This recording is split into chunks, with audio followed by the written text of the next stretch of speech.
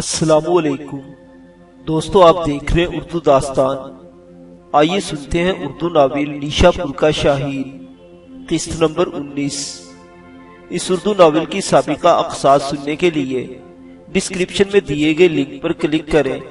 مزید ویڈیوز کے لیے ہمارے چینل اردو داستان کو سبسکرائب کریں۔ شکریہ۔ فضا میں بوندا باندی شروع ہو گئی۔ آسمان پر خوب بادل گہرے ہو گئے، جس کی وجہ سے تاریکی بڑھ گئی تھی۔ حماد نے سیوا رام کی طرف دیکھتے ہوئے کہا، سیوا رام جی، آپ رتنا اور وینا کو لے کر گھر چلیں، میں تھوڑی دیر تک آتا ہوں۔ میں اس بیوہ سے ملنا چاہتا ہوں جس کا بچہ شیرنی اٹھا کر لے گئی ہے۔ رتنا نے حماد کو پر احتجاج نگاہوں سے دیکھا۔ وہ کچھ کہنا چاہتی تھی کہ حماد نے اس کی طرف دیکھتے ہوئے بڑے پیار سے کہا، تم چلو رتنا، میں دیر نہیں لگاؤں گا، بہت جلد آ جاؤں گا۔ رتنا بیچاری مجبور ہو گئی اور اپنے گھوڑے کی باگ پکڑ کر وہ سیوا رام اور وینا کے ساتھ ان کے گھر کی طرف روانہ ہو گئی۔ حماد ابو بکر اور اسماعیل کے ساتھ اس بیوہ کے گھر آیا۔ وہ بیچاری رو رو کر پاگل ہو رہی تھی۔ اس کے قریب اس کے دونوں بچے بھی رو رو کر ہلکان ہو رہے تھے۔ بستی کی کچھ مسلمان عورتیں ان تینوں کو سنبھال رہی تھیں۔ حماد نے اسماعیل کی طرف دیکھتے ہوئے کہا، اسماعیل، یہ ساری بربادی میری وجہ سے آئی ہے۔ میں اگر شیر کو نہ مارتا تو اس کی مادہ آدم خور نہ بنتی۔ اس سے ہندوؤں کے عقیدہ کو اور تقویت ملی ہے کہ شیر پنڈت منوہر لال تھا، اور یہ کہ اب وہ کسی دوسرے جنم میں شیرنی کی حفاظت کرے گا تاکہ اس بستی کے لوگوں سے زیادہ انتقام لیا جا سکے۔ حماد رکا، پھر کھولتی ہوئی آواز میں کہا، اس شیرنی کو ختم کرنا انتہائی ضروری ہو گیا ہے۔ ایک تو یہ بستی اجڑنے سے بچ جائے گی، دوسرے مقامی ہندوؤں کا عقیدہ بھی کسی حد تک کم ہو جائے گا۔ حماد چند لمحوں تک خاموش رہا، کچھ سوچا، پھر اسماعیل کو مخاطب کر کے اس نے فیصلہ کن انداز میں کہا، اسماعیل، کیا ایسا ممکن نہیں کہ ہم ابھی اور اسی وقت مندر کی طرف روانہ ہوں اور شیرنی کو ہلاک کر کے لے آئیں؟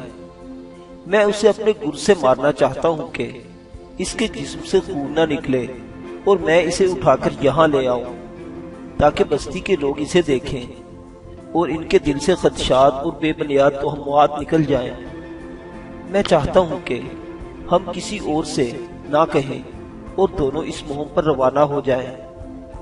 تم نے دیکھا تھا میں نے کس آسانی سے شیر کو ہلاک کر دیا تھا۔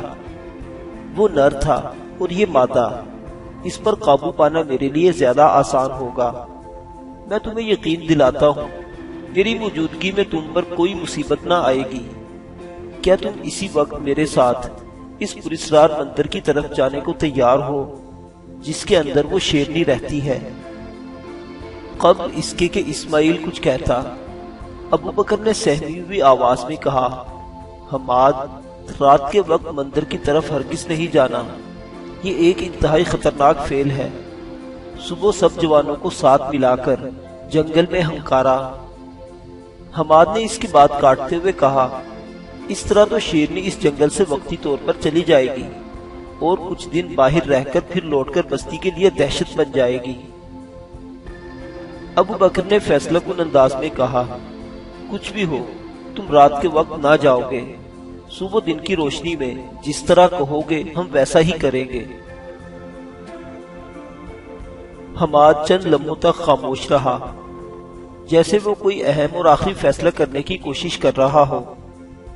پھر اس نے ابو بکر اور اسماعیل دونوں کو مخاطب کرتے ہوئے کہا، سیوا رام اور وینا میرا انتظار کر رہے ہوں گے۔ میں ایک انتہائی مجبوری کے تحت رتنا کو لے کر نیشا پور جا رہا ہوں اور کل اندھیرے یہاں سے کوچ کر جاؤں گا۔ ابو بکر حماد کو کچھ پوچھنا چاہتا تھا، پر حماد گھوڑے کو ایڑ لگا کر آگے بڑھ گیا۔ حماد سیوا رام کے گھر کی طرف گھوڑا بھگا رہا تھا جب اس نے دیکھا کہ وہ تاریکی میں ابو بکر اور اسماعیل کی نظروں سے اوجھل ہو گیا ہے تو اس نے سیوارام کے گھر کی طرف جانے کے بجائے اپنے گھوڑے کو دائیں طرف موڑ لیا۔ اب وہ پہلے سے بھی زیادہ تیز رفتاری کے ساتھ اپنے گھوڑے کو بھگا رہا تھا۔ ایک مکان کے سامنے سے گزرتے ہوئے حماد نے اپنے گھوڑے کی رفتار کم کر دی۔ مکان کے اندر خوب روشنی ہو رہی تھی اور ہندو لڑکیاں شادی بیاہ کے گیت گا رہی تھی، شاید کسی کی شادی تھی۔ گھوڑے کو آہستہ آہستہ آگے بڑھاتے ہوئے حماد اس مقامی گیت کو غور سے سننے لگا جسے لڑکیاں ڈھولک اور دف اور گھڑے پر گا رہی تھیں۔ بستی سے نکل کر حماد جب کچھ دور نکل گیا اور اس کے کانوں میں گیت کی صدائیں آنی بند ہو گئی تو اس نے گھوڑے کو لگام کو جھٹکا دے کر ایڑ لگائی اور تاریک برساتی رات میں گھوڑا سر پر دوڑ پڑا۔ اس کا رخ اس پراسرار اور آسیب زدہ مندر کی طرف تھا۔ حماد ایک ہاتھ میں ننگی تلوار، دوسرے میں ڈھال، پشت پر تیروں سے بھرا ہوا ترکش، جسم پر ابا کے نیچے زرہ، ٹانگوں اور بازوں پر آہنی جوشن، سر پر آہنی خود تھا اور گھوڑا نتنے پھڑپھڑاتا ہوا بڑی تیزی سے بستی اور مندر کے درمیانی فاصلے کو سمیٹتا جا رہا تھا۔ مندر سے 1 فرلانگ کے فاصلے پر حماد نے چٹانوں کے اندر گھوڑے کو روک دیا۔ چند لمحوں تک وہ ادھر ادھر دیکھتا رہا، پھر ایک محفوظ جگہ وہ نیچے اترا اور گھوڑے کو اس نے وہاں باندھ دیا۔ خود اس نے تلوار میان میں کر لی، اپنا گرز سنبھالا اور گھوڑے کی پیٹھ تھپ تھپانے کے بعد وہ چٹانوں کے اوپر چڑھنے لگا۔ چٹانوں کے اوپر آ کر حماد نے دیکھا اس کے سامنے قریبی اس بوسیدہ اور پراسرار مندر کی عمارت اندھیرے میں ڈوبی ہوئی تھی۔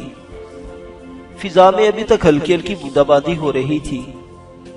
تیز ہوا کائنات کی ہر چیز کے جسم پر کوڑے برسا رہی تھی۔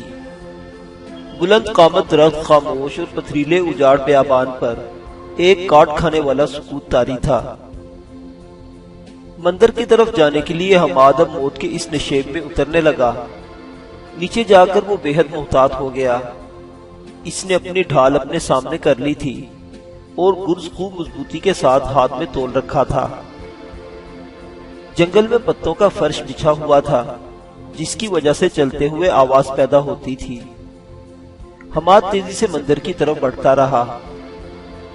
قدیم درختوں کے پتوں پر کائی اگائی تھی۔ سرس اور مولسری کے درخت تیز ہوا میں خوفناک سنسناہٹ پیدا کر رہے تھے۔ جنگل کی ہر چیز پر اعتکاف کا نشہ، خلاد ملاد کی سی لذت اور خمستان جیسا اسرار طاری تھا۔ یوں لگتا تھا گویا بیابان کی ہر چیز قید و بند اور جنونی و خفتانی حالت میں ساکنان افلاک کی سازش و ترغیب، ستم و عتاب، حضور و احتیاط اور مجنونانہ کیفیت کا شکار ہو گئی ہو۔ حماد کسی جویائے راز گراں کی مانند موت کی اترائی میں اترتا رہا۔ جنگل میں کوئی آواز، کوئی صدا، کوئی شور اور کوئی پکار نہ تھی۔ چپ کی تیلساں یوں بکھر گئی تھی جیسے کسی شاہ کے وصل کے گوشہ نشین انتظار یا کسی آنے والے طوفان کی آس میں سنسان کی ہر شے تذلیل و بیچارگی کا شکار ہو گئی ہو۔ دفتن جنگل کا سکوت ٹوٹ گیا۔ ایک کری آواز دور تک گہری بازگشت کے ساتھ بکھر گئی۔ حماد لپکتے ہوئے شعلے کی مانند اڑا اور اپنی پشت پر اس نے زور سے اپنا گرز گھمایا، پر دوسرے ہی لمحے وہ خود ہی اپنی حماقت پر مسکرا دیا تھا۔ کچھ بھی نہ ہوا تھا۔ جنگل کے اندر چند پرندے خوفناک آوازیں نکالتے ہوئے کسی اور سمت پرواز کر گئے تھے۔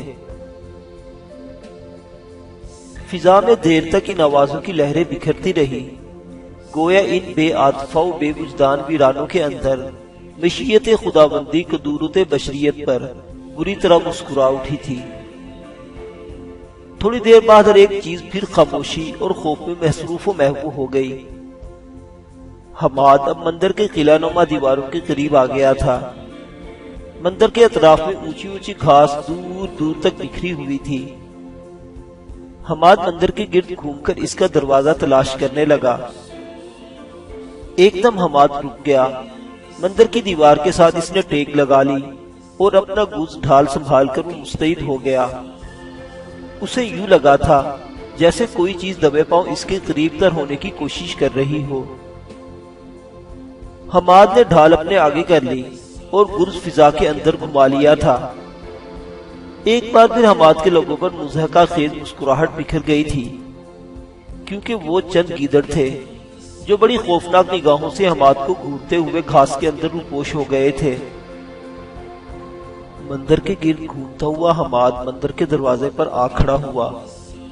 وہ ایک نہایت بوسیدہ اور جگہ جگہ سے ٹوٹا ہوا دروازہ تھا۔ حماد نے مندر کے اندر جھانکا۔ اندر گہری تاریکی اور ایسا تعفن تھا گویا وہ مندر نہیں، درندوں کا بھڑ اور گپھا ہو۔ حماد آنے والے حالات کا مقابلہ کرنے کے لیے پوری طرح مستعد ہو گیا تھا۔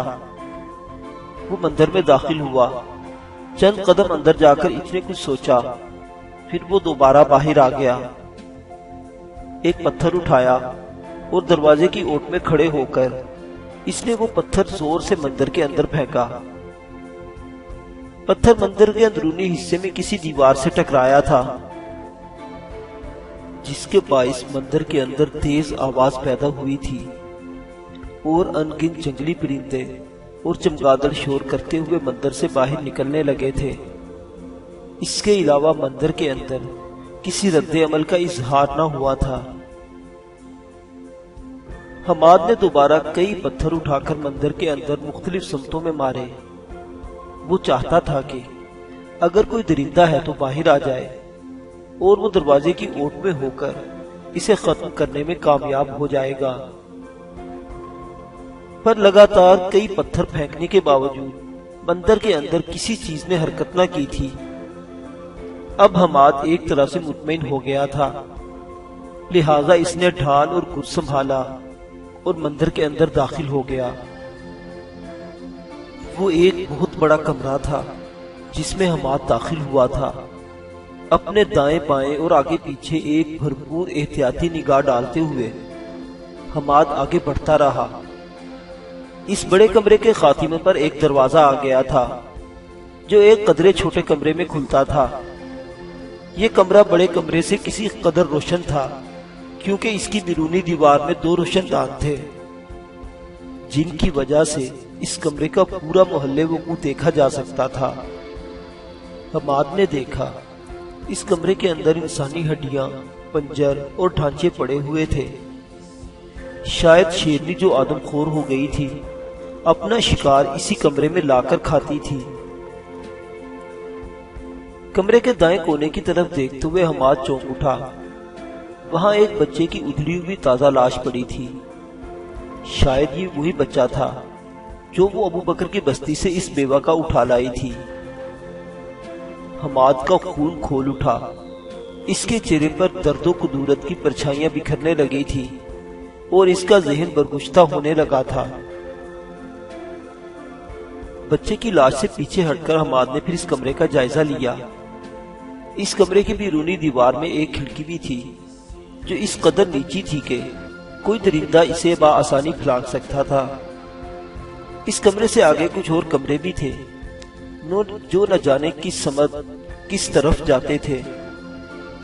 جس کمرے میں بچے کی لاش پڑی ہوئی تھی حماد اسی میں رہا اور اس کمرے سے نکل کر دوسرے کمروں کی طرف جانے والا دروازہ اس نے مضبوطی سے بند کر دیا۔ حماد نے اندازہ لگا لیا تھا کہ مادہ شیر اس وقت مندر سے باہر ہے۔ وہ کمرے کے دروازے کے پاس آیا اور اسے اندر سے بند کرنا چاہا۔ اس کا ارادہ تھا دروازے کو بند کر دے تاکہ مادہ شیر کھڑکی کے راستے کمرے میں داخل ہو، اور جب وہ کھڑکی پھلانگ کر اندر آئے وہ اس کے سر پر گرز مارے اور اسے نڈھالو کمزور کر کے رکھ دے۔ حماد کو مایوسی ہوئی، وہ دروازہ بند کر کے محفوظ نہ رہ سکتا تھا۔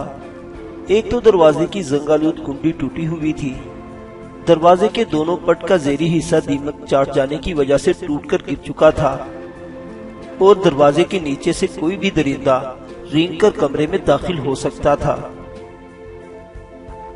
حماد تیزی سے حرکت کرنے لگا۔ اسے خدشہ پیدا ہو گیا تھا کہ دروازے اور کھڑکی میں سے اسے ایک بند کر دینا چاہیے تاکہ اس کے ذہن سے یہ بوجھ اور بھی دور ہو جائے کہ شیرنی کس راستے سے آتی ہے۔ وہ اپنے ذہن کو صرف ایک سمت مرکوز رکھنا چاہتا تھا۔ اس نظریے کے تحت وہ کھڑکی کے پاس آیا اور اس کے دونوں پٹ بند کر کے اس نے دیکھا کھڑکی کی چٹخنی اپنی جگہ قائم تھی۔ حماد نے دونوں پٹ اچھی طرح بند کر دیے اور چٹخنی چڑھا دی۔ اب وہ دروازے کے ایک طرف سے اوٹ میں آ کر کھڑا ہو گیا اور مادہ شیر کے لوٹنے کا انتظار کرنے لگا۔ اس حالت میں کھڑے کھڑے کافی دیر گزر گئی تھی۔ اچانک بارش کی ریم جھم موسلا دھار می میں بدل گئی۔ اس بوسیدہ مندر کی چھت بری طرح بول اٹھی تھی، گویا کوئی معلم ملکوت ہستی رحمت یزداں سے دل برگشتہ ہو کر رنج و اناد، اظہار خفا اور فضا پذیری پر اتر آئی ہو۔ حماد سنبھل گیا۔ اسے یوں محسوس ہونے لگا تھا کہ اس کی تمام حسیات جادہ و جرس کی طرح بول کر اسے کسی رونما ہونے والے خطرات سے آگاہ کرنے لگی ہوں۔ اسے لگنے لگا تھا جیسے ان قریب کوئی بہت بڑا حادثہ رونما ہونے والا ہو۔ دفتن وہ سنسان اور بوسیدہ مندر ہی نہیں، پورا جنگل تک لرز اٹھا تھا۔ مندر کے قریبی جنگل کے اندر شیرنی بری طرح دھاڑی تھی، ایسی دھاڑ جس سے ہر جاندار کی رگوں اور ہڈیوں تک کی تازگی جاتی رہی تھی۔ ہر چیز میں چپکے چپکے خوف و ہراس نفوذ کرنے لگا تھا۔ حماد کی نگاہیں مندر کے بیرونی دروازے پر جم گئی تھی۔ اس کی حالت جنگ و جدل پر آمادہ اس وحشی جیسی ہو گئی تھی جو قیود زمان و مکان سے آزاد ہو کر پراگندہ نصب اور شعلہ پیچاں کی شکل اختیار کر گیا ہو۔ عجیب سی عالم تابی میں حماد تڑپ کر سنبھلا تھا۔ اپنا گرز اس نے فضا کے اندر اپنے دائیں کندھے کے اوپر بلند کر لیا تھا اور ڈھال اپنے سامنے آڑ کے طور پر کر لی تھی، اس لیے کہ مندر کے بیرونی دروازے سے شیرنی غراتی ہوئی مندر میں داخل ہوئی تھی۔ اس کی آنکھیں تاریکی میں دو چمکتے شعلوں کی شکل اختیار کر گئی تھی اور وہ بار بار غراتی بھاگتی چلی آ رہی تھی۔ شاید وہ انسانی بو پا گئی تھی۔ جو ہی شیرنی اس کمرے میں داخل ہوئی، حماد نے اپنی پوری قوت سے اپنا وزنی گرز گرایا اور شیرنی کے سر پر دے مارا۔ شیرنی لڑکھڑا کر زمین پر گر گئی، مگر فوراً اٹھ کھڑی ہوئی اور حماد پر حملہ کر دیا۔ اس نے پوری وحشت ناکی سے دھاڑتے ہوئے حماد کو پنجے مارے تھے جو حماد نے اپنی ڈھال پر روک لیے تھے۔ اس وقت تک حماد دوسری بار اپنا گرز گرا چکا تھا۔ اس بار آہنی گرز کی ضرب شیر کی کمر پر پڑی اور وہ ایسی خوفناکی سے دھاڑی کہ مندر کی پوری عمارت لرز اٹھی تھی۔ شیرنی چکرا کر کمرے کے فرش پر گر گئی تھی۔ اب وہ لگاتار دھاڑتی جا رہی تھی، یوں جیسے وہ غصے میں کسی کو بھنبوڑ دے گی۔ اب وہ اٹھنے کے قابل نہ رہی تھی کیونکہ حماد کی دوسری ضرب نے اس کی پیٹھ کی ہڈی کو توڑ کر رکھ دیا تھا اور وہ بری طرح زمین پر لوٹنے لگی تھی۔ اس کے لگاتار دھاڑنے کی وجہ سے جنگل کے اندر مختلف جانور خوفزدہ آوازیں نکالتے ہوئے کسی پناہ گاہ کی تلاش میں اندھا دھند ادھر ادھر بھاگنے لگے تھے۔ حماد پھر آگے بڑھا اور گرز کی تیسری ضرب دوبارہ شیرنی کے سر پر لگائی۔ شیرنی نے غرانا اور دھاڑنا بند کر دیا تھا۔ اس پر غشی طاری ہو گئی تھی، تاہم اس کی سانس ابھی تک چل رہی تھی۔ حماد نے اپنا گرز ایک طرف رکھ دیا۔ اپنا گھٹنا اس نے شیرنی کے پیٹ پر رکھ کر اس کے دونوں بازو اپنے بازو کے نیچے دبائے اور اپنے دونوں ہاتھوں سے اس کی گردن لے کر وہ اس کا گلا گھونٹنے لگا تھا۔ سانس کا سلسلہ بند ہونے پر شیرنی تڑپی مچلی، پر حماد کی گرفت اس قدر مضبوط تھی کہ وہ اپنے آپ کو آزاد نہ کرا سکی اور تڑپ تڑپ کر مر گئی۔ حماد اٹھا، اپنا بایاں پاؤں شیرنی کے سر پر رکھا اور اپنی پوری آواز سے اس نے تکبیر بلند کی، اللہ اکبر۔ یہ اس کی فتح مندی کا نعرہ تھا جس کی گونج مندر سے نکل کر جنگل میں دور دور تک بکھر گئی تھی۔ پھر حماد نے اپنی ڈھال اور گرز اپنی پشت پر باندھے، تلوار بے نیام کر کے ہاتھ میں پکڑ لی۔ جھک کر اس نے شیرنی کو اوپر اٹھا کر اپنے کندھے پر لاد دیا اور مندر سے باہر نکلنے لگا۔